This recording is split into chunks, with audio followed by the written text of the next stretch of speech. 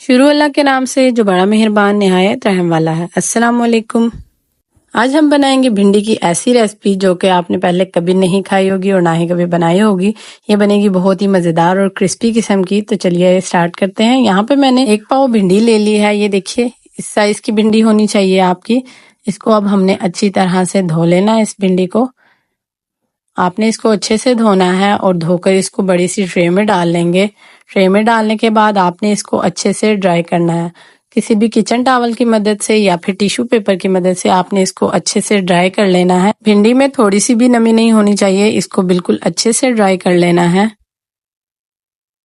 ये देखिए भिंडी जो हमारी है वो अच्छे से ड्राई हो चुकी है। बस अब आपने इसको अच्छे से काट लेना है। ये देखिए आपने इस तरीके से इसको काटना है।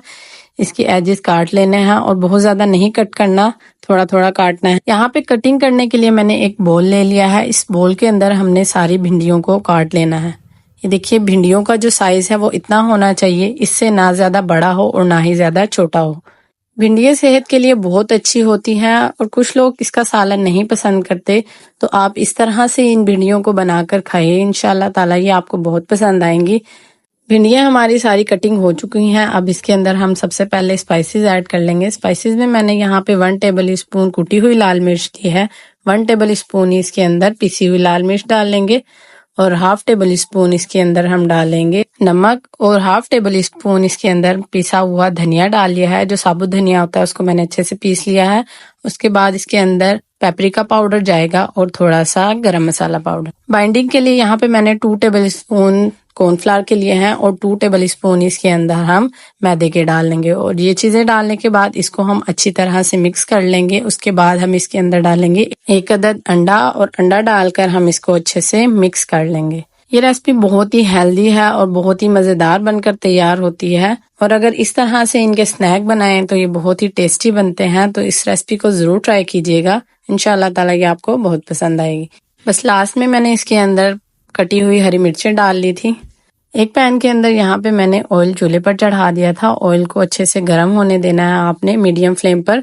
फिर इसके अंदर ये स्नैक डालने स्टार्ट करना है। ये देखिए चम्मच की मदद से आपने इसके स्नैक डालने हैं।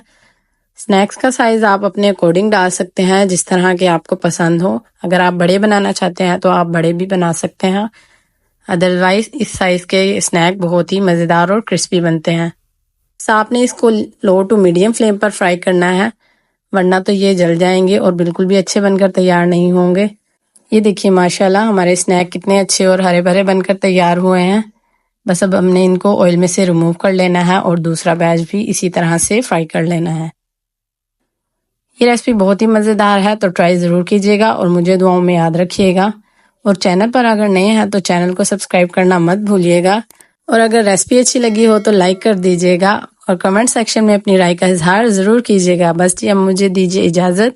इंशाल्लाह ताला नेक्स्ट रेसिपी में मुलाकात होगी। तब तक के लिए अल्लाह हाफिज and stay tuned for more recipes.